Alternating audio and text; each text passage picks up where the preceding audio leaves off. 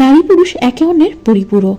একজন পুরুষ যেমন একজন নারীকে প্রয়োজন পড়ে, তেমনি একজন নারীরও একজন পুরুষকে প্রয়োজন পড়ে।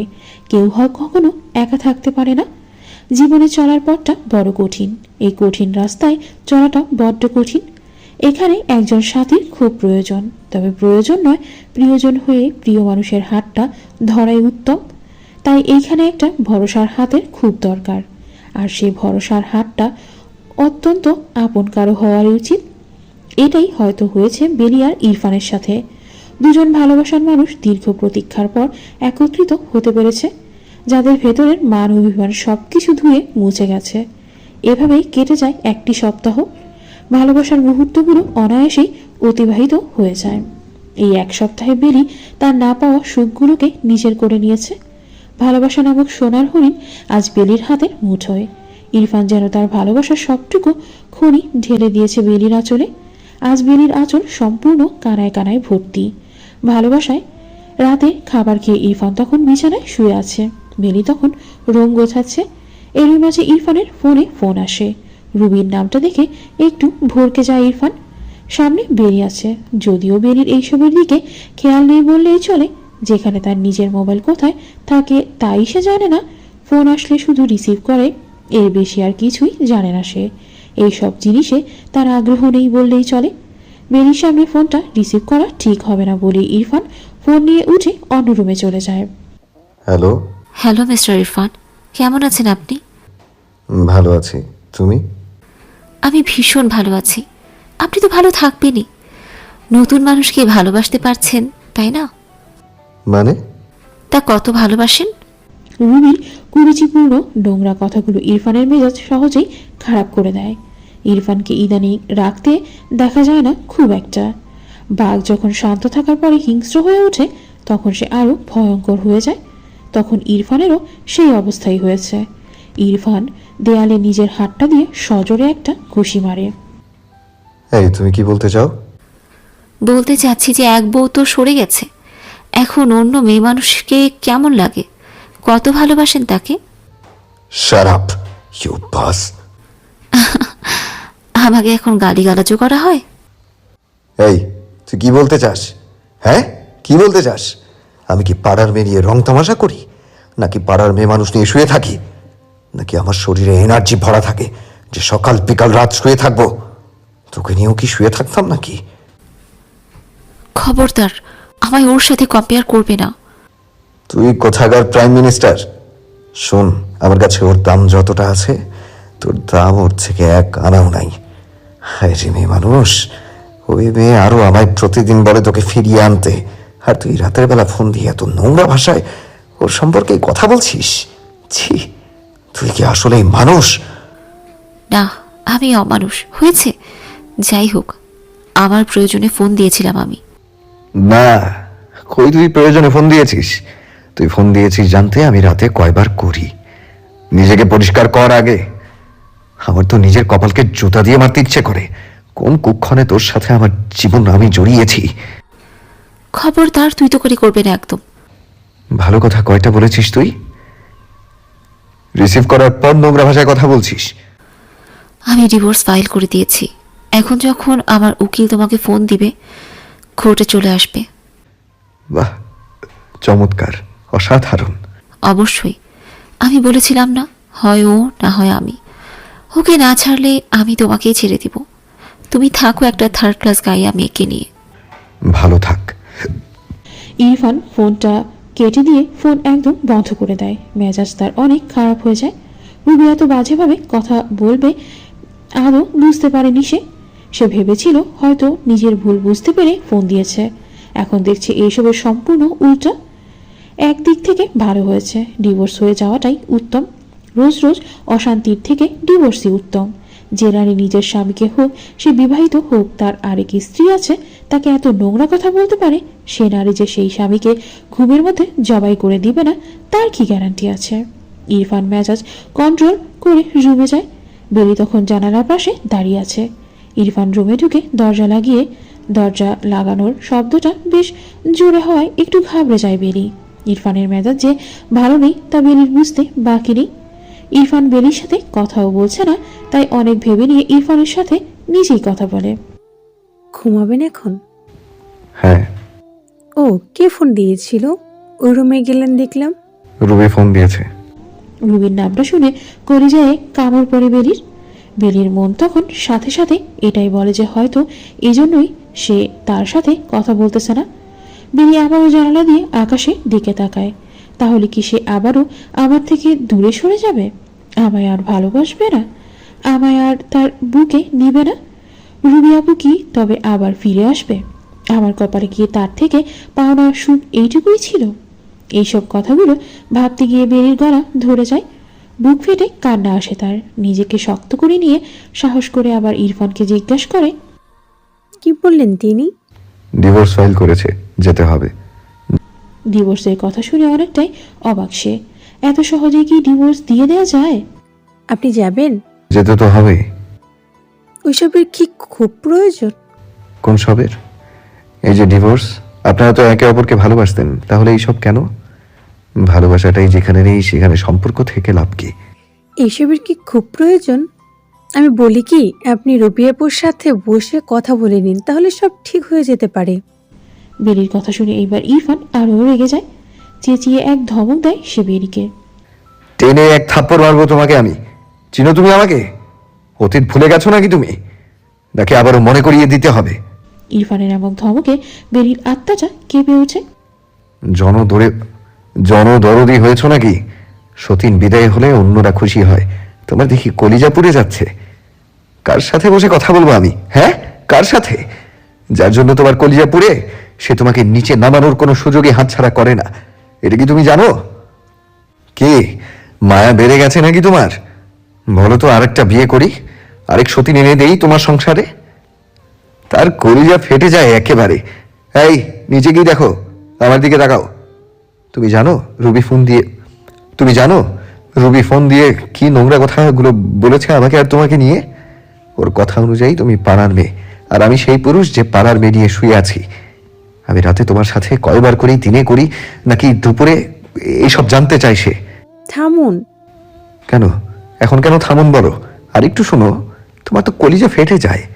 শোনো তার নোংরা ভাষা যা তোমাকে নিয়ে সে করে।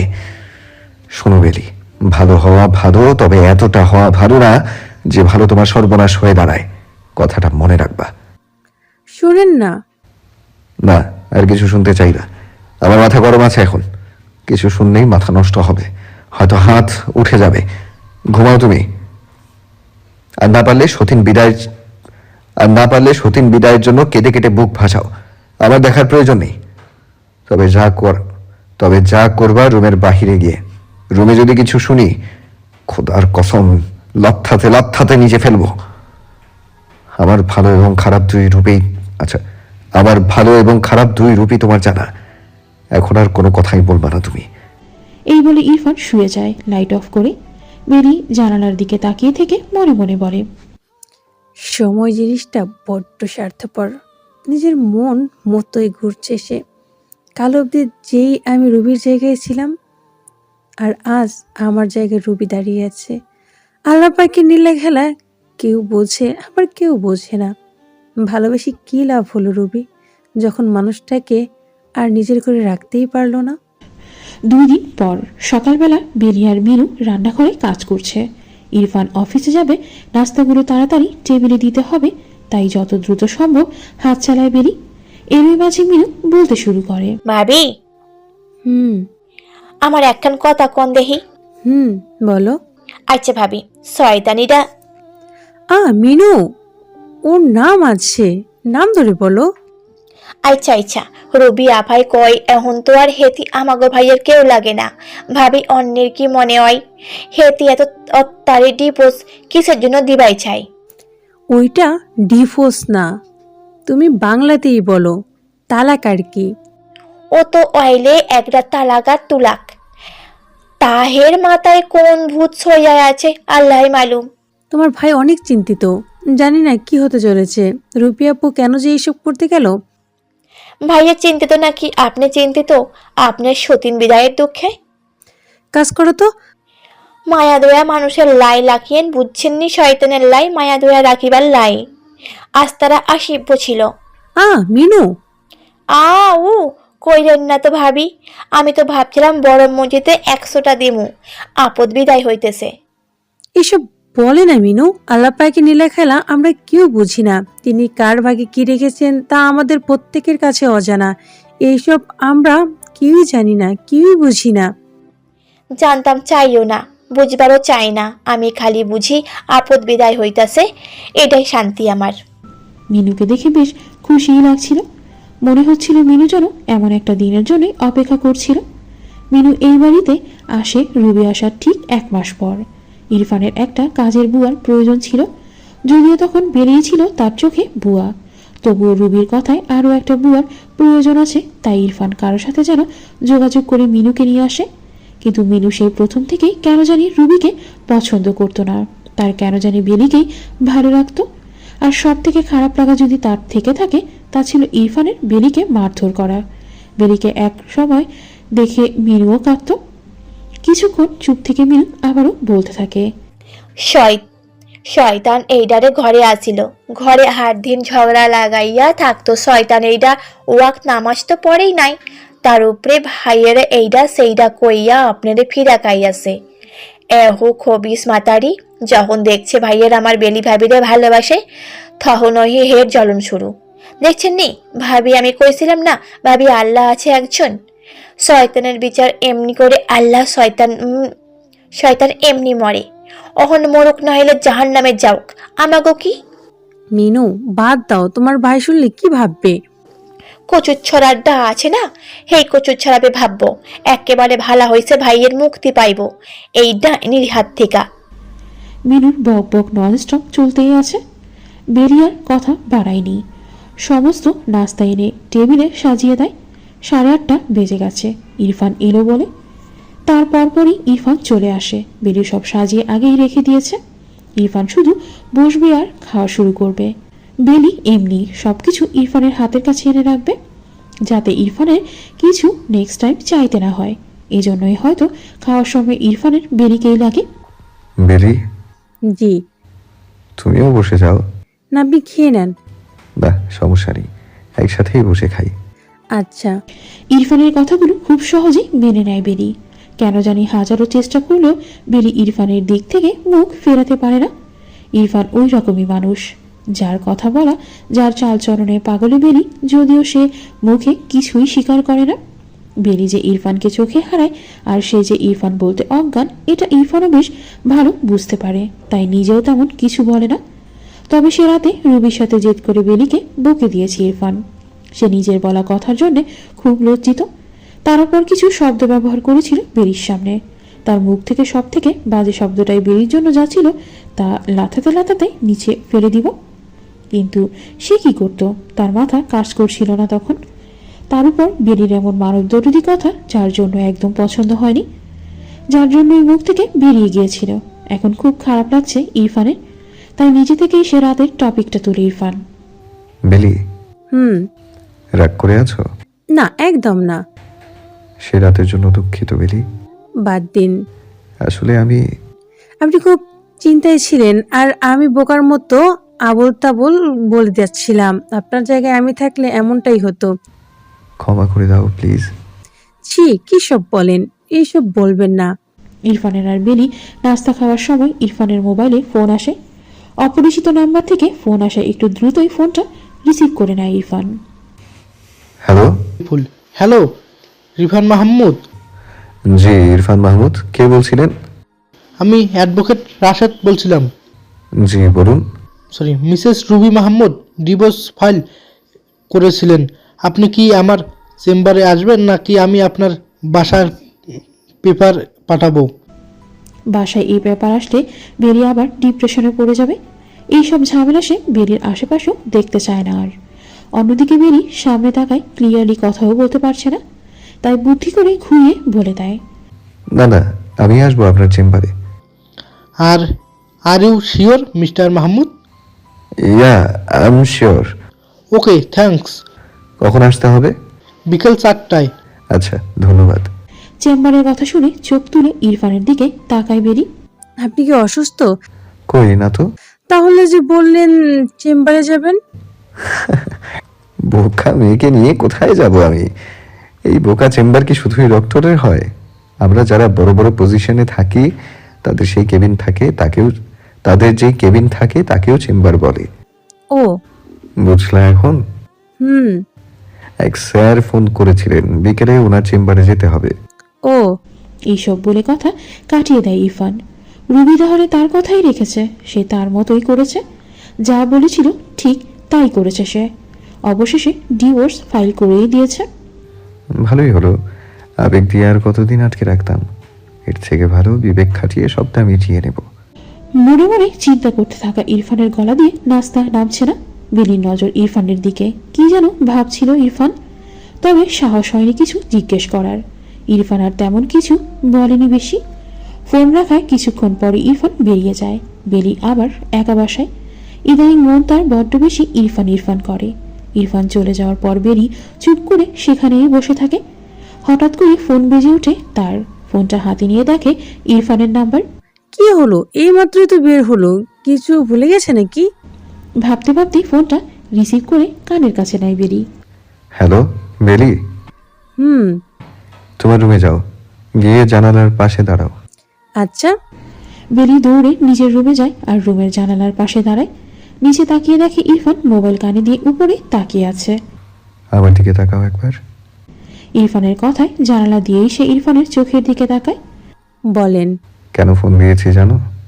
হুম। বলি, হুম। ভালোবাসি ভালোবাসি ভালোবাসি, অনেকটা বেশি ভালোবাসি।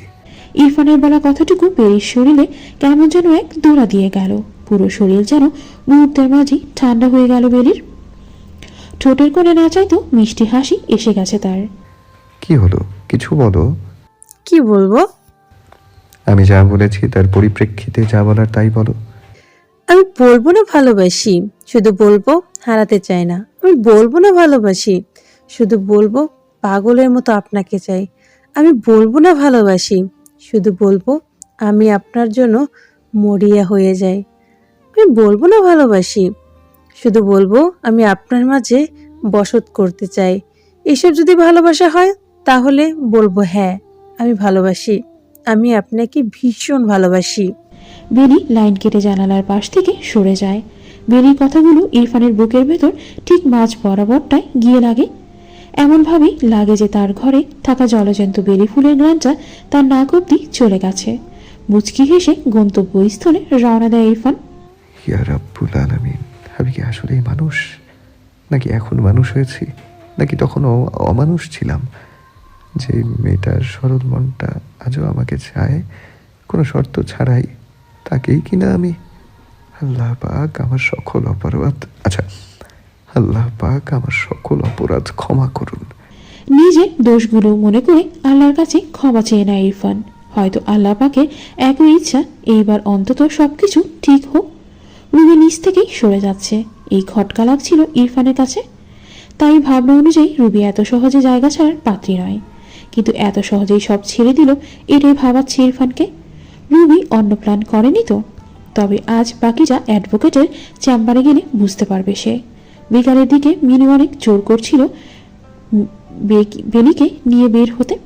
মিনু বেলিরে নিয়ে এক জায়গায় যেতে চায়, আর তা এখনই। আর তাছাড়া ইরফানও বাসায় নেই, সেই সুযোগে সে বেলিকে নিয়ে বের হতে চায়। কিন্তু বেলি তো বের হবে না, আর ইরফানকে না জানিয়ে কখনোই না। আর তাছাড়া বেলির বাইরে বের হওয়া পছন্দ করে না, কিন্তু মিনুও জোর করছে। ভাবি আইয়েন না গো প্লিজ। প্লিজ? কি ওটা প্লিজ? ওই একই যে হেহানি 11 হেইয়ানি 12 হোক প্লিজ, আর হোক পুলিশ নন। দেখো মিনু, আমার ভালো লাগে না। আরে আইয়েন না, আপনারে আইজা ঝালমুড়ি খাওয়ামু আমি। বাহ বাহ। সত্যি খাওয়ামু লন। মিনু অনেক ভালোবেসে বলেছিল, তাই বেলিও আর না করতে পারেনি। তবে বেলি ইরফানকে ফোন দিয়ে দেয়। তখন গাড়িতে 4:20। ইরফান তখন অ্যাডভোকেট রাশেদের চেম্বারে কথা বলছিল। এমন সময়তে বেলির ফোন যায় ইরফানের ফোনে। Excuse me. Yeah sure. Irfan সাইডে বেলির ফোন রিসিভ করে। হ্যাঁ বেলি বলো। আপনি কি ব্যস্ত? আমি কি বিরক্ত করলাম?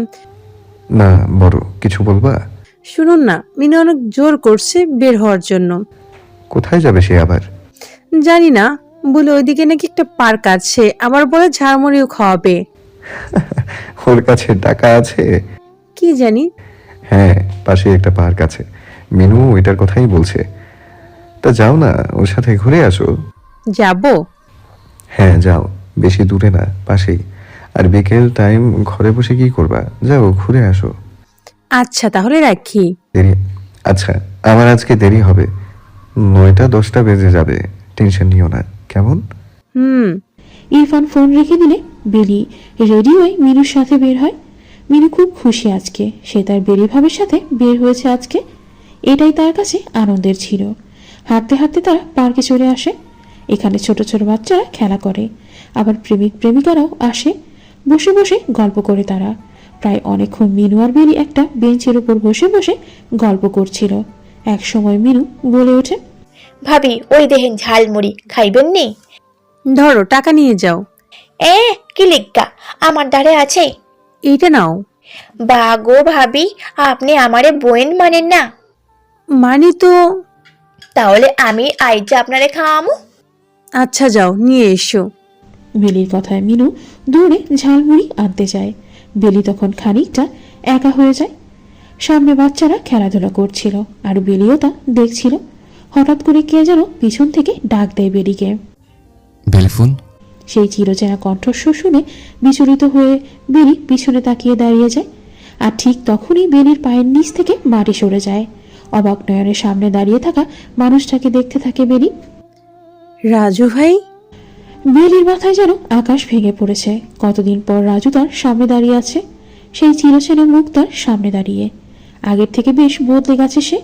চোখে চশমা পরে এখন অবাক দৃষ্টিতে তাকিয়ে আছে সে রাজুর দিকে। আর রাজু চেয়ে আছে তার সেই চিরচেনা কালচে ফুলের মুখের দিকে। কতটা বদলে গেছে মেয়েটা।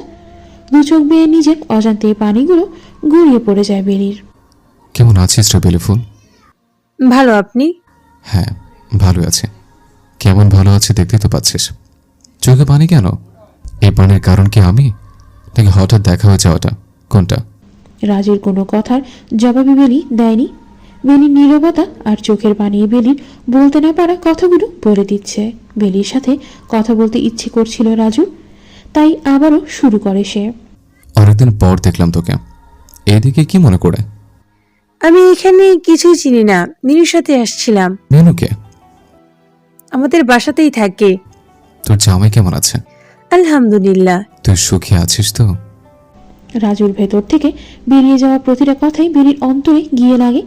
কি করতে যে সে এখানে এসেছিল আর কেন যে রাজুর সাথে দেখা হয়ে গেল, এটা ভেবেই কষ্টে বুক ফাটে তার। সুখ নামক জিনিসটাই তো তার জীবনে ছিল না। সুখটা তার জীবনে হুট করেই চলে আসে, তাই আর বেশি কিছুই মুখে আসছে না তার। কিরে, বললি না তো? কি সুখী আছিস তো? দেখি কি মনে হয়?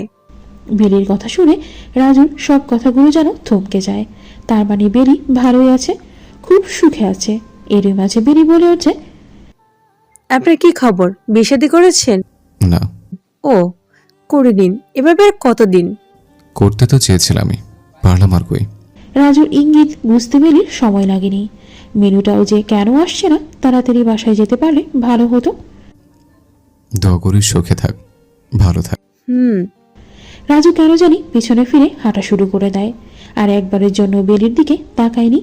হয়তো তারও বোঝা হয়ে গেছে তার কালচে ফুল এখন অন্যের হয়ে গেছে। এক বুক হাহাকার নিয়ে চলে যাওয়া রাজুর পথ পানে চেয়ে আছে বেলি।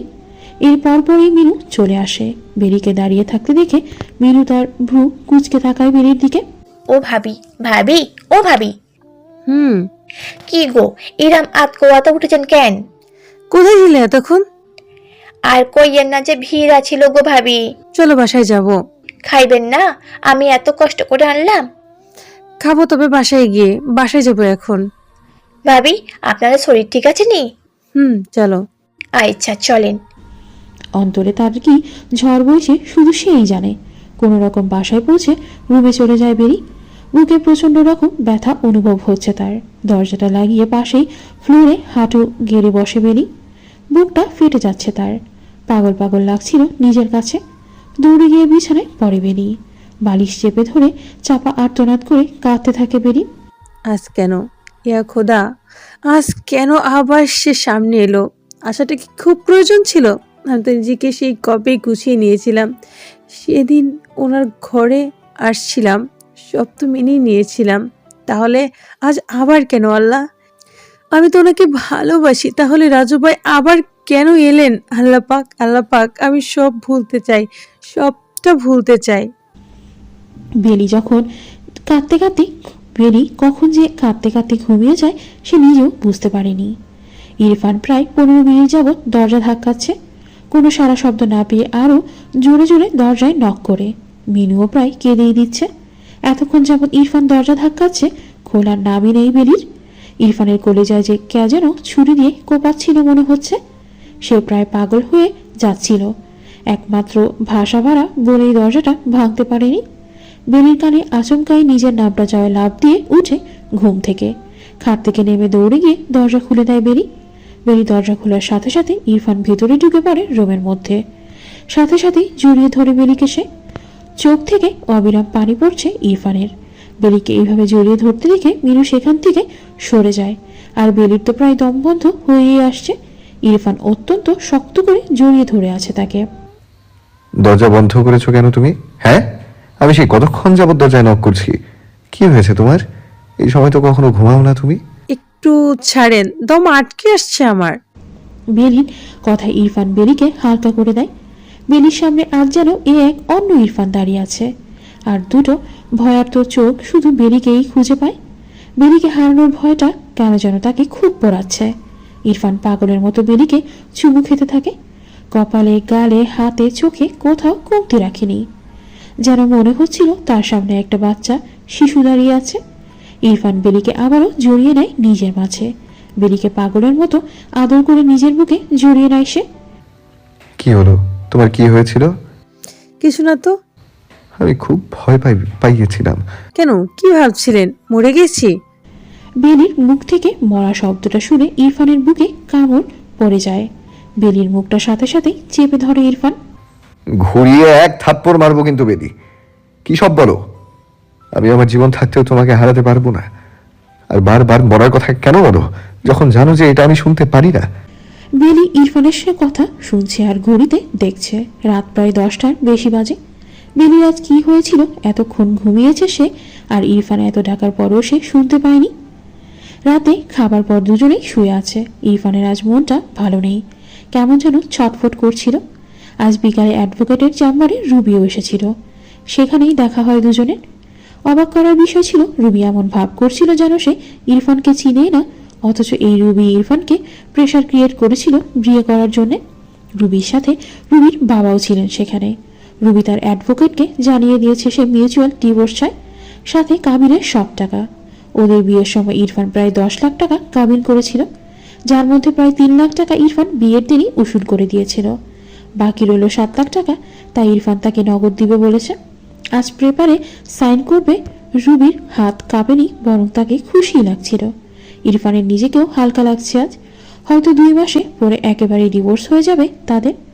রুবি শুধু লাস্টে কিছু কথা বলে গিয়েছিল, যা ইরফানের বুকের মধ্যে তুফান শুরু করে দিয়েছে সেই বিকাল থেকেই। যখন রুবি তাকে বলেছিল, মিস্টার মাহমুদ, আমার এক্স হাজবেন্ড আমার টাকাটা পাই বুঝে নিতে চাই আমি। পেয়ে যাবে। আর হ্যাঁ, ওয়েট অ্যান্ড ওয়াচ, বেলিও তোমার জীবনে থাকবে না। রবি, ডোন্ট শাউট। বেলি নামক কাটা আপনা আপনিই ঝরে যাবে, শুধু মিলিয়ে নিও। তোমার সুখের ঘরে অতি শীঘ্রই গ্রহণ লাগবে, অভিশাপ দিলাম। রবি। রুবি হাসতে হাসতে বেরিয়ে যায়। তবে রুবির পক্ষ থেকে রুবির বাবা তার কাছে ক্ষমা চেয়ে নেয়। ভদ্রলোক মেয়েকে নিয়ে ফেসে গেছেন, তাই তো আজ বেলিকে এইভাবে দরজার ওপারে দেখে তার কলিজায় পানি ছিল না। ইরফান হুট করে বেলির দিকে ঘুরে যায়। বেলি তখন ঘুমাচ্ছিল। বেলিকে খুব শান্ত দেখাচ্ছিল। ইরফান তার হাতটা দিয়ে বেলির গাল স্পর্শ করে। আমি তোমাকে হারাতে পারবো না, কখনোই না। তবুও কেন জানি রুবির পড়ে যাওয়ার কথাগুলো শুনে খুব ভয় লাগছে। এই প্রথম আমি খুব ভয় পাচ্ছি রে বেলি। তুই আমার হৃদয়ের মাঝে থাকা সেই ছোট্ট পাখি, যাকে আমি আমার অন্তিম নিঃশ্বাস অব্দি আগলে রাখতে চাই। তবুও কেন জানি বুকটা বারবার কেঁপে ওঠে আমার। আমি তোকে হারাবো না তো? ইরফানের মন বলছে এইসব, কিন্তু চোখ বলছে অন্য কিছু। আমি ভালোবাসি রে বেলি, তোকে, অনেক ভালোবাসি। সুখময় মুহূর্তগুলো অতিবাহিত হতে বেশি সময় লাগে না। আল্লাহ পাক হয়তো এই নিয়মগুলো এভাবেই করে দিয়েছেন, যেমন বিপদের রাত অনেক দীর্ঘ হয়, সেই রাতের ঘুটঘুটে কালো অন্ধকার যেন প্রকৃতিকে গ্রাস করে নেয়। কিন্তু রাত যতই গভীর হোক না কেন, এক সময় না এক সময় ভোরের আলো তো ফুটে উঠবেই। ঠিক তেমনটাই এইখানে বেরির দুঃখের দিনগুলো দীর্ঘ হলেও এখন সুখের দিনগুলো অনায়াসেই পার হয়ে যাচ্ছে। সব মিলিয়ে প্রায় 2 মাস পেরিয়ে গেল। ইরফান আর রুবির মিউচুয়াল ডিভোর্স হয়ে গেছে। তাদের দুজনের মধ্যে এখন আর কোনো রকম যোগাযোগ নেই। কিন্তু তবুও কোথাও যেন ইরফানের মনে শান্তি নেই। কিছু একটা যেন তাকে তাড়া করে বেড়াচ্ছে প্রতিনিয়ত। বেরির ব্যাপারে সে খুব পজিটিভ, যেন বেরিকে সে চোখে হারায়। বেরির শরীরের একটু আঘাত যেন তার কলিজাকে ছিন্ন ভিন্ন করে দেয়। বেরি মাঝে মাঝে বুঝে উঠতে পারে না এটা ইরফানের ভালোবাসা নাকি পাগলামি। না হয় কোনো পুরুষ কোনো নারীকে এতটা ভালোবাসতে পারে যেন পুরুষ আগে দিনরাত তার স্ত্রীকে মারধর করত, আজ সেই পুরুষ সেই স্ত্রীকে চোখে হারায়।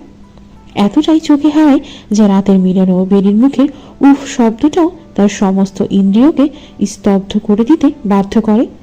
যে ভালোবাসে তার বেলি ফুলকে, বেলি ফুলও এখন অনেকটাই স্বাভাবিক। অস্বাভাবিক থাকারও কারণ নেই। বেলিও যে ভালোবাসে তার বরকে, কোনো শর্ত ছাড়াই ভালোবাসে সে তার বরকে। জীবনের গল্পগুলো যদিও ছবির মতো হয় না, আবার অনেক সময় ছবিকেও হার মানিয়ে নেয়। ইরফান বেরিকে আবার পড়াশোনা শুরু করতে বলে। সে নিজের করা ভুলগুলো শুধরে নিয়েছে অনেকটাই। এইবার বেলিকেও পড়াশোনাও করাতে চাইছে। বেলি, তুমি কেন মানছো না? কি মানছি না? এই যে পড়াশোনা করতে চাইছো না কেন? এখন আর ভালো লাগে না এইসব। তুমি তো প্রায় শেষ পর্যায়ে চলে এসেছিলে। যা বন্ধ হয়ে গেছে তা শুরু করতে চাই না। এটা কিন্তু ঠিক না। আমি এভাবেই ভালো আছি, এইসবে আর টানবেন না। আমি বুঝলাম না, এই যে তোমার সমস্যা কোথায়? ঘুমিয়ে পড়ুন, অনেক রাত তো হলো।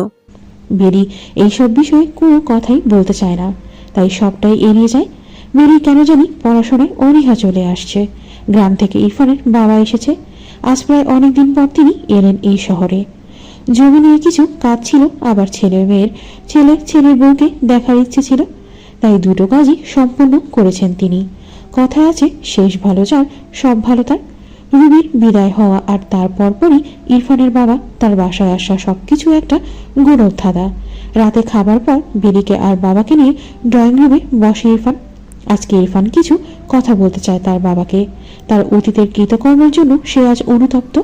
সে যেমন বেরির কাছে অপরাধী, তেমন সে তার বাবার কাছে অপরাধী। ওই দিক থেকে দেখতে গেলে সে তার বাবার কাছে আরো বেশি অপরাধী, কারণ সে তার পিতার সুপুত্র হয়ে উঠতে পারেনি। নিজের করা কৃতকর্মের জন্য হয়তো আখিরাতে তার পিতাকেও হাসরের ময়দানে প্রশ্নের সম্মুখীন হতে হবে। তার আগেই সে তার কৃতকর্মের জন্য ক্ষমা চেয়ে নিতে চায় তার বাবার কাছ থেকে। ইরফান তার বাবার সামনে মাথা নিচু করে বসে আছে। মিনুও পাশে দাঁড়িয়ে আছে। বেনি মাথায় ওড়না পরে ইরফানের বাবার পাশেই বসা, তার মাথা নিচু হয়ে আছে। বেনির মনে ঠিক খবর হয়ে গেছে ইরফান কি বলবে তার বাবাকে। বেনি শুধু ভয় পাচ্ছে, এটা ভেবেই ভয় পাচ্ছে যখন তার শ্বশুর এইসব শুনবেন তখন কি হবে। এদিকে রহমান আলী মানে ইরফানের বাবা ছেলের মুখের দিকে তাকিয়ে আছেন। তার মন জানে, তাকে জানান দিয়ে দিয়েছে যে তার ছেলে হয়তো কোনো অপরাধ করেছেন, যার জন্য তার নজর আজ নিচু হয়ে আছে। ইরফান নজর নিচে কেন? কিছু একটা শোনার জন্যই তো আমাকে এখানে বসানো হয়েছে। সেটা কি ইরফান? বৌমা, কি হয়েছে? দুজনে চুপচাপ কেন? ইরফানের মুখ থেকে কথা বের হচ্ছে না।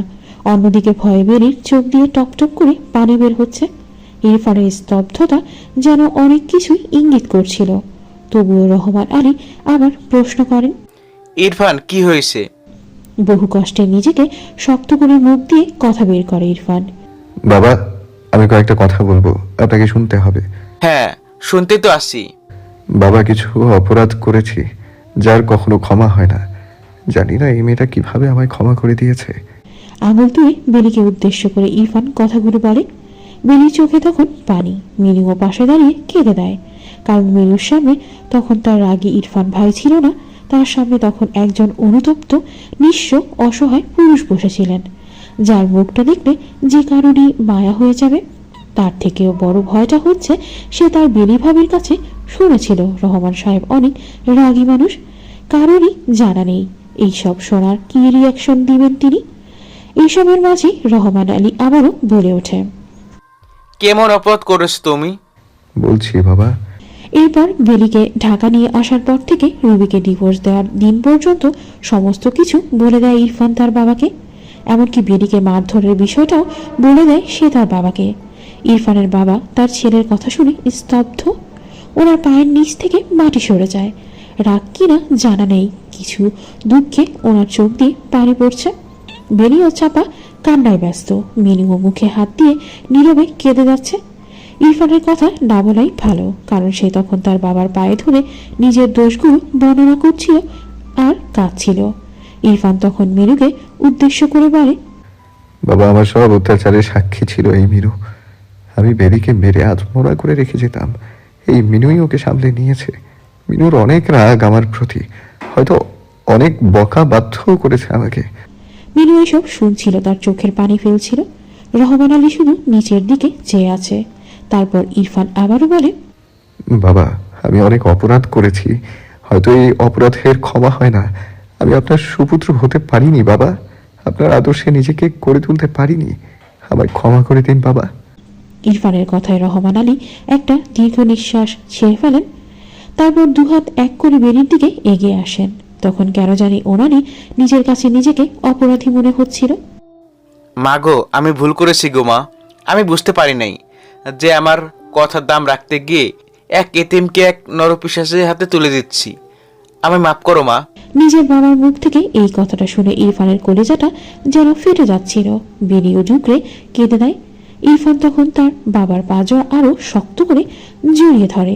তখন রহমান আলী পা ঝাড়া দিয়ে ওঠে। খবরদার, তোমার ওই পাপি হাতে আমার পা ধইরো না। আমি 5 ওয়াক্ত নামাজ পড়ি, আমার শরীর অপবিত্র কইরো না তুমি। বাবা। কে বাবা? কিসের বাবা? আমার কোনো ছেলে নেই। বাবা। রহমান আলী তখন বেরিকে বলতে শুরু করে, তুই আমার কাছে চলে গেলি না কেন রে মা? তোকে কে বলছে ওই পশুর কাছে থাকতে? আমরা দুজনে এক বাড়িতে থাকতাম। আর ওই মেয়েকে কেন তালাক দিল? তুই কেন দিলি না মা? তুই কেন দিলি না? কেন ওই পশুর কপালে লাথি মাইরা আমার কাছে আসলি না রে মা? রহমান আলীর কথায় বেলি অবাক হয়ে যায়। বাবা, আপনি এসব কি বলেন? রহমান আলী একদম ভেঙে পড়েছেন। তার নিজের ছেলে এত জঘন্য অপরাধ করতে পারবে তা ওনার জানা ছিল না। চোখের পানি মুছে ছেলের দিকেই তাকায় তিনি বললেন, তোমার মায়ের কাছে কথা দিয়েছিলাম, সেই কথা রাখতেই পারি নাই আমি। তুমি মানুষ হলে না, তুমি অমানুষই রয়ে গেলে। তোমার মায়ের শরীরে আমি কখনো ফুলের টোকাও লাগাতে দেইনি, আর সে তুমি আমার ছেলে হয়ে এই ফুলের মতো এতিম মেয়েকে মারছো। আমি আল্লাহ পাকের কাছে কি জবাব দিব? আমি হাসরের ময়দানে এই নিষ্পাপ মেয়ের বাবার কাছে কি জবাব দিব? তখন তিনি বেলিকে আবারও বললেন, মারে, এর কপালে লাথি মারলি না কেন রে মা? শ্বশুরের কথা বেলি তখন একটা কথাই বলে, যে নিজের কর্মে অনুতপ্ত তাকে কিভাবে দূরে ঠেলে দিব বাবা? যে আমার সব কিছু বাবা, আমি পারি নাই বাবা। সময়ের সাথে সাথে পুরনো ক্ষতগুলো মিশে যায়, কিন্তু সেই ক্ষতের যন্ত্রণার রেস্টুকু যেতে যেতেও থেকে যায়। বেলি সব ভুলে ইরফানের সাথে সেইভাবেই মিশে গেছে যেভাবে চুম্বক লোহাকে আটকে রাখে। ইরফানের বাবা কয়েকবার বেলিকে নিয়ে যেতে চেয়েছিলেন, এমনকি তিনি এই কথাতেও উপনীত হয়েছেন যে তিনি শুধুমাত্র বেলিকে তার মেয়ে হিসেবে পরিচিত করবেন এবং ওনার স্থাবর অস্থাবর সমস্ত সম্পত্তি তিনি বেলিকে দিয়ে দিবেন। তবে তার আগে গ্রামে বিচার সভা বসিয়ে সবাইকে সবকিছু জানিয়ে বেলির সাথে ইরফানের তালাক করিয়ে দিবেন, কারণ তিনি বেলির এই অবস্থার জন্য একমাত্র নিজেকে দায়ী করেন। একজন বাবা কতটা অসহায় হয়ে গেলে এমন সিদ্ধান্তে উপনীত হন তা সেই বাবাই জানেন। ইরফানের অপরাধ এতটাই বেশি ছিলেন যে রহমান আলী বেলির সামনেই বলেছিলেন, দুনিয়াতে এত ভালো মানুষরা মরে যায়, আল্লাহ পাক এর মতো দুই একটা শয়তান এই দুনিয়াতে রেখে দিচ্ছে। শ্বশুরের কথা শুনে বেলির আত্মাটা কেঁপে ওঠে। বাবা, কি বলেন এসব আপনি? আপনি আমার বিধবা হওয়ার দেখতে পারবেন তো বাবা? আর যেখানে আমি সব ভুলে গেছি আপনিও ভুলে যান। আর সব থেকে বড় কথা, মানুষটা তার সব ভুল বুঝতে পেরেছে। যে মানুষ তার ভুল বুঝতে পারে, অনুতপ্ত হয়, তাকে ক্ষমা করে দেওয়া উচিত। বাবা, ক্ষমা করা মহৎ গুণ, ওকে ক্ষমা করে দিন বাবা। ছেলের বউয়ের কথা শুনে রহমান আলী অনেক অবাক। এই কেমন নারী যে কিনা এত কিছু সহ্য করার পরেও বলে ক্ষমা করে দেওয়ার কথা? এই, তুই এই শয়তানকে ক্ষমা করে দিতে কিভাবে বলিস মা? বাবা, সে মানুষ, তাকে শয়তান বলবেন না। আমার স্বামী সে বাবা, এসব বলবেন না দয়া করে। বাবার কথা ইরফান আরো মাটিতে মিশে যাচ্ছে লজ্জায়। পরিস্থিতি আরো অবনতির দিকে যাচ্ছে দেখে বেলি তার শ্বশুরকে বুঝিয়ে শুনে অন্য রুমে পাঠিয়ে দেয়। আর ইরফান তখন রুমে গিয়ে ওয়াশরুমে ঢুকে যায়। হাতের টুকটাক কাজ সেরে রুমে চলে আসে বেলি। এসে দেখে ইরফান শুয়ে আছে। বেলির মন বলছে ইরফান ভালো নেই। সে আজ তার বাবার কাছে সব স্বীকার করে তো নিয়েছে, কিন্তু সেই সাথে সে ভীষণ লজ্জিত তার সব অপরাধের জন্য। তাই বেলি আর বাড়তি কোনো কথাতে যায়নি। চুপ করে লাইট অফ করে শুয়ে পড়ে ইরফানের পাশে। আজ ইরফান ও পাশে মুখ ফিরিয়ে শুয়ে আছে। অন্যান্য দিন ইরফান তার দিকে মুখ করে ঘুমায়, কিন্তু আজ বিপরীত হলো। এই বিপরীতের কারণ হয়তো কিছুক্ষণ আগে ঘটে যাওয়া ঘটনা। জীবনে কিছু ঘটনা ঘটে যায় যার উপর সবার হাত থাকে না, তেমনি ইরফান আর বেলির জীবনে ঘটে যাওয়া এই ঘটনাটিও আপত্তিজনক। তবে আপত্তিজনক হলেও এটাই হয়তো নিয়তি ছিল, হয়তো এটাই তাদের দুজনার ভাগ্যে লেখা ছিল। আজ বেলির মনটা বড় কাতর হয়ে আছে। ইরফান যদি এইভাবে থাকে তাহলে সেদিন তার মন বড়ই বিচলিত থাকে। আজ বেলিও অপর পাশে বুক করে শুয়ে আছে। বৈশাখীর ঝড় আজ বেলির অন্তরে বয়ে যাচ্ছে। রাতের মধ্যাংশে বেলি কিছু অনুভব করতে পারে। কেউ একজন তাকে আষ্টে পৃষ্ঠে জড়িয়ে রেখেছে। বেলির পিছন দিকটা কেউ একজন জড়িয়ে ধরে আছে। হাতের স্পর্শ বলে দিচ্ছে এ হাতের ছোঁয়া অন্য কারো না, এ হাতের স্পর্শ তার বরের। ইরফান বেলিকে জড়িয়ে আছে। ইরফানের হাতটা সরিয়ে নিয়ে ইরফানের দিকে ঘুরে শোয় বেলি। শান্ত নয়নে ইরফান চেয়ে আছে বেলির দিকে। কি হয়েছে? কি দেখছেন? তোমাকে ওইদিকে মুখ করে শুলেন কেন আজকে? ভালো লাগছিল না। শরীর খারাপ? উহুম, তাহলে? আমি কি আসলেই শয়তান? হুম, মানুষ কখনো শয়তান হয় না। বাবা কি বললো শুনলা না? বাবা হয়তো কষ্ট পাইছে তাই বলে ফেলেছে, আপনি কষ্ট পায়েন না। বেলিকে শোয়া অবস্থায় জড়িয়ে নেয় ইরফান। বেলিও ইরফানকে জড়িয়ে নেয়। বেলি ফুল কিভাবে পারিস রে তুই? কিভাবে পারি? এই যে এত উদার কিভাবে হোস? আমি উদার না, আমি পারি না কারোর সাথে খারাপ আচরণ করতে। আর আপনার সাথে তো একদমই না, কারণ আমি আপনাকে ভালোবাসি। কতটা ভালোবাসিস? অনেকটা। হয় না, আজকে মিশে যাই। মিশিয়ে তো আছি আপনার সাথে। আরো মিশতে হবে। তাহলে মিশিয়ে নেন। রাতের গভীরতায় দুজন মানুষের ভালোবাসাগুলো আরো গভীর হয়। কিছু রাগ, কিছু অভিমান, সবকিছু মিলিয়ে যায় একটু ভালোবাসার ছোঁয়া। বেলি, হুম। আরেকটা বেলি আসলে কি খুব বেশি ক্ষতি হবে? কাপড়বিহীন লজ্জা চোখে ইরফানের মুখের দিকে তাকায় বেলি। ইরফানের মুখ থেকে বেরিয়ে যাওয়া কথা শুনে বেলির কলেজাটা এক লহমায় শান্ত হয়ে যায়। কি হলো বল? আমাদের দুজনের মাঝে আরেকজন আসলে কি খুব বেশি ক্ষতি হবে? বেলি আর কিছু বলতে পারেনি সেই মুহূর্তে। শুধু দুই হাত দিয়ে ইরফানকে জড়িয়ে নেয় আর ইরফানের বুকে নিজের মুখ লুকিয়ে নেয়। সকালের দিকে বেলি নিজ হাতে সবকিছু করে। নাস্তা বানানোর কাজে ব্যস্ত সে। বেলির শ্বশুর আজ চলে যাবেন গ্রামে, ওনার জন্য রান্না করতে হবে। এদিকে ইরফানেরও অফিস আছে। সব মিলিয়ে প্রচুর ব্যস্ত সে। সকালে নাস্তার ঝামেলা মিটিয়ে নিয়েছে বেলি। স্বামী এবং শ্বশুর উভয়ের জন্য নাস্তা রেডি করে টেবিলে সাজিয়ে রেখে দিয়েছে বেলি। মিনিও হাতে হাতে সাহায্য করে দিচ্ছে বেলিকে। অন্যদিকে সকালে ইরফান রেডি হবে, তবে সে তার প্রয়োজনীয় জিনিস খুঁজে পাচ্ছে না। সেখানেও বেলিকে তলব করে সে। বেলি আবার রান্নাঘরের কাজ ফেলেই দৌড় দেয় ইরফানের কাছে। সব মিলিয়ে ঘুড়ির মতো উঠতে হয় বেলিকে সকালের সময়টা। ইদানিং ইরফান বেলি ছাড়া কিছুই বোঝে না এবং বুঝতেও চায় না। তার সব কিছুতেই বেলিকে চাই। বেলি না হলে তার চলেই না, অনেকটা ছোট বাচ্চাদের মতো। তিনি ছাড়া যেমন তাদের চলেই না, তেমনি ইরফানের বেলাতেও তাই হয়েছে। ইরফানের ডাকে সে রুমে আসে। ডেকেছিলেন? জি, আপনি কোথায় থাকেন? না, আপাতত রান্না করেছিলাম। আমার ওয়ালেট কোথায়? ড্রয়ারে। আমার লাল ফাইলটা কোথায়? ড্রয়ারে কালকে তো নিজেই রাখলেন। ও এবার যাই। না, তাই বেঁধে দিয়ে যাও। ইরফানের ছোট ছোট আবদারগুলো বেলিকে বড্ড বেশি বিরক্ত করে, তবুও সে চুপ করেই থাকে। বহু কষ্টের পর ইরফানের ভালোবাসা পেয়েছে সে। এত ভালোবাসা হারাতে চায় না বেরি।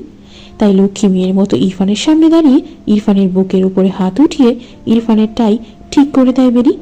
আর ইরফান মনে হয় এই সুযোগটাই অপেক্ষাতেই ছিল। ঝট করে বেলির কোমর জড়িয়ে ধরে ইরফান।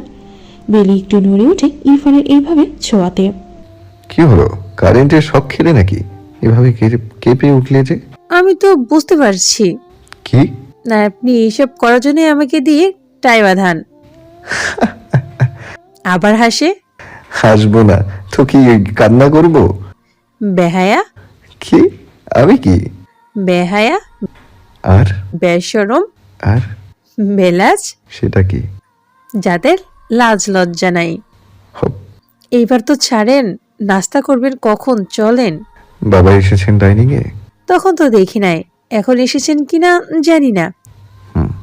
বেরি খেয়াল করে ইরফানের মুখটা মুহূর্তের মাঝেই কালো হয়ে যায়। ইরফানের নিশ্চয়ই কিছু মনে পড়ে গেছে, তাই হয়তো হঠাৎ করে মনটা খারাপ হয়ে গেছে। কি হয়েছে? কিছু না। বাবার কথা মনে গেছে তাই তো? না, তেমন কিছু না। বাবা যা বলেছে সেটা ভুলে যান, হয়তো তিনি মনের কষ্ট বলে ফেলেছেন। জানি আমি অপরাধ করেছি আমি, তাই তো শুনতেও হয়েছে আমায়। হয়েছে তো, বাদ দিন না, চলুন খেতে চলুন। তুমি যাও, আমি আসছি। আচ্ছা। বেরি ইরফানের মুখের দিকে তাকিয়ে বলে। রাস্তার টেবিলে একপাশে রহমান আলী আর এক পাশে ইরফান বসে আছে। বেরিও পাশে বসা আছে ইরফানের। রাস্তার টেবিলে শুধুই নীরবতা বিরাজ করছে। ইরফানের নজর দিকে সে চোখ তুলে তাকাতে পারছে না তার বাবার দিকে। আর রহমান আলীও তাকায়নি ইরফানের দিকে। এক পর্যায়ে ইরফানকে উদ্দেশ্য করে রহমান আলী বলে ওঠে, আজকে নজর নিজ করতে হচ্ছে কেন তোমার? বাবার কথায় একদম চুপ হয়ে যায় ইরফান। তার মুখে কোনো কথা নেই। কাজই করেছে সে, এমন কথা বলবে কিভাবে সে? রহমান আলী দম নিয়ে আবারও বলা শুরু করে দেয়। জীবনে এমন কিছু কাজ করতে হয় যে কাজের জন্য মাথা উঁচু হয়, এমন কাজ করা যে কাজের জন্য মাথা নিচু হয় এমন কাজ করা উচিত নয়। যে কাজের জন্য নিজের মাথা এবং নজর দুটোই নিচু হয়। তুমি আজকে যা যা করছো তাতে তুমি যদি অনুতপ্ত না হও তাহলেও আলহামদুলিল্লাহ, আর না হলে কিছুই করার নাই আমার। যেখানে বেলির মতো একটা মাটির ডলারে তুমি এত কষ্ট দিচ্ছ, সেখানে তোমার থেকে আমি আর কি আশা করতে পারি?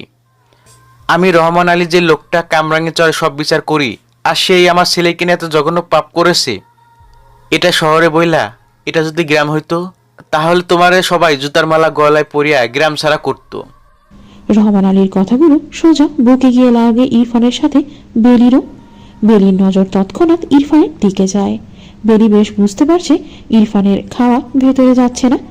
ইরফান হয়তো এখনই না খেয়ে উঠে যাবে। তাই বেলি তার শ্বশুরের কথার মাঝে কথা বলে ওঠে, বাবা খাওয়ার সময় এসব বাদ দিন, খাওয়া দাওয়া করুন বাবা। এভাবে ধামাচাপা কতদিন দিবা বৌমা? তোমাকে নরম পেয়ে তো আজকে এই কাজ করতে সাহস পাইছে। আর তুমি তো কম যাও না বৌমা। এত কিছু হয়ে গেছে, মুখ থেকে একটা আওয়াজ পর্যন্ত বের করো নাই। বাবা আওয়াজ বের করলে কি হতো? কথায় আছে আল্লাহ পাক যা করে বান্দার ভালোর জন্যই করে। সবকিছুর পরেও আমি আলহামদুলিল্লাহ ভালো আছি বাবা, তাই এইসব কথা বাদ দিন, যা হয়েছে ভুলে যান। ছেলের বউয়ের কথা শুনে রহমান আলী কিছুক্ষণ ছেলের দিকে তাকিয়ে থাকেন।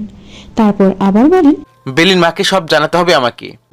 এই কথা শোনার পর বেলি আর ইরফান একসাথে রহমান আলীর দিকে তাকান। বেলির বুকে আচমকাই কামড় পড়ে যায়। বাবা ভুলেও যাতে আমার মায়ের কানে এইসব না যায়, আমার মা মরেই যাবে বাবা। তাই বলে এত বড় সত্যি জানাবো না আমি ওনাকে? না বাবা। কি বলো এসব তুমি? এখন জানাইলে না ভালো কথা, কিন্তু পরবর্তীতে যদি তোমার মা অন্য কারোর মাধ্যমে জেনে যায় তখন কি করবা? জানবে না বাবা। যদি জানে তখন কি করবা? যদি শব্দটা তো কোনো অর্থ নেই বাবা, বাদ দিন, এইখানে সব মাটি চাপা দিয়ে দিন। আমি চাই না আমার মা কষ্ট পাক, আমি চাই না আমার স্বামী আমার মায়ের কাছে ছোট হয়ে যাক। বেলির কথা শেষবারের মতো ইরফানকে ক্ষমা করে দেন রহমান আলী। বাবা হয়ে নিজের সন্তানকেও ছেড়ে দেওয়ার পাত্র নন রহমান আলী। ওনার কাছে যে অন্যায় করবে সেই অপরাধী একবার হোক সে নিজের ছেলে, আর হোক সে বাহিরের অন্য কেউ। এইবারও হয়তো ইরফানকে চরম শাস্তি দিতেন তিনি, কিন্তু একমাত্র ছেলের বউয়ের জন্য তিনি থেমে গেলেন।